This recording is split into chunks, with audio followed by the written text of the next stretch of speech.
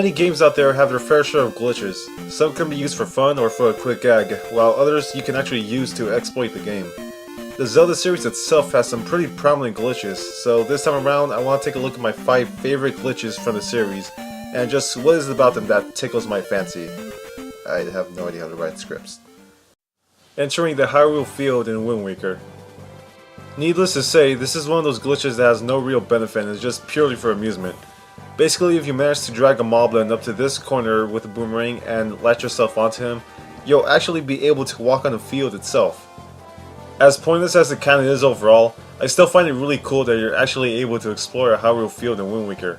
I mean, it still kinda sucks that we can only get this small tease and not an actual explorable field, but considering how much was already in the game, gotta cut corners someplace. Though this is really only for show, there's obviously not a whole lot you can do in this field aside just run around. Heck, it even cuts out at a certain point, which makes sense since you're not even supposed to be up here in the first place. At least it's cool to be able to look at all these ruined monuments from up close. Sakon's Hideout. Now this is a pretty interesting one considering this is a whole sequence that you're basically able to glitch into.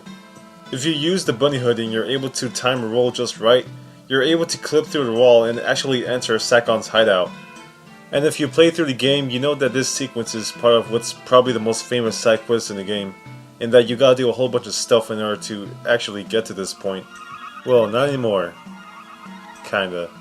See, this glitch doesn't have a whole lot of use outside of the quest, since you sorta need to do all the previous stuff to actually clear this section.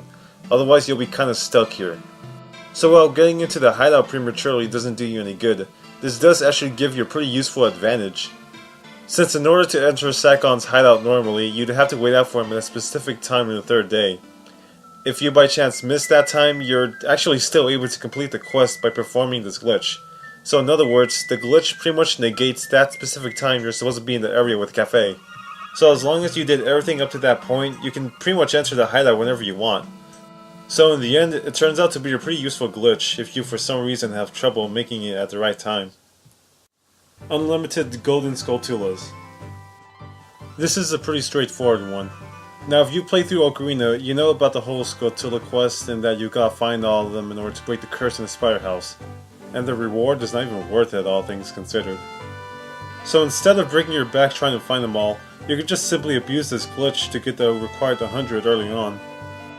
And it's pretty simple to perform too, just follow what you see on screen. If you just stick to using this method, it'll honestly save you a lot of time and energy. Unfortunately, I don't think you could do this in the 3DS version, but it really isn't too big of a deal since the payoff is pretty lackluster as I mentioned. Still, it's good to know you're able to exploit this bug for instant gratification. Bug. Early Lakebed Temple boss room.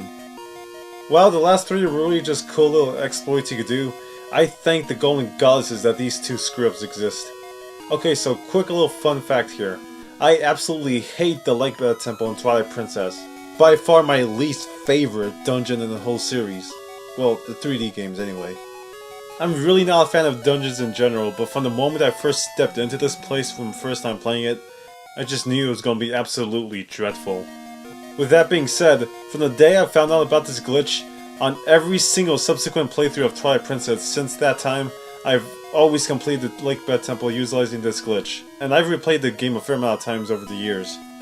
Like, I don't even think about it. The moment I get that claw shot, I just go right on ahead and perform this glitch. So what it is a way for you to access the Morpheal boss battle early on. The only thing you need is the claw shot and the water bombs. So while you have to go through this insufferable dungeon for a bit in order to get the claw shot, you can basically cheat your way out of there from then. Just an all-around extremely useful glitch if you hate the Lakebed Temple like I do. There's only one other glitch that tops this as my favorite, and that is the next one. The 4-day glitch. One common gripe many people have with Majora's Mask is the 3-day time limit. While I personally think it's a great mechanic, really adding some depth to the story and gameplay, matter of the fact is, there are times where I just simply don't want it to be there. Especially after I beat the game. I mean, come on, I saved the planet from the apocalypse already. Can't I just catch a break and explore Termina at my leisure? Well, I actually can in fact, through this little thing called the 4-day glitch. So how it works is on the final few seconds until the moon crashes, if you look into and quickly exit out the telescope in the observatory with 0.05 seconds remaining, yeah, it's that specific, the timer will basically just disappear. And from there, you can fully explore the game like any old regular Zelda game, with no time limit. Knowing how Majora's Mask works, it's such an insane idea to think about. But yeah, if you perform this glitch, it can actually happen. I mean, yeah, the downside is if you screw up on the timing, then you'll get a game over and you're gonna have to start from scratch if you want to try to pull this off again. But the payoff is so worth it in my opinion, to play Majora's Mask like a regular Zelda game. Obviously this means some aspects of the game itself will be a little glitched out or off since, you know, it's not supposed to be like this. But once you get down to inner workings of the glitch's after effects, there's plenty of potential here if you want to use it for the main story. And of course, you can get a much needed rest after saving the world from the moon crashing. Yeesh, if only there was some kind of epilogue or free roaming mode in this game. So those were my 5 favorite Zelda glitches. I've actually had this idea for a while now, so pardon if I neglected to mention the remastered versions. Yeesh, have you noticed all these games were remastered within a 5-year time gap? Well, until next time.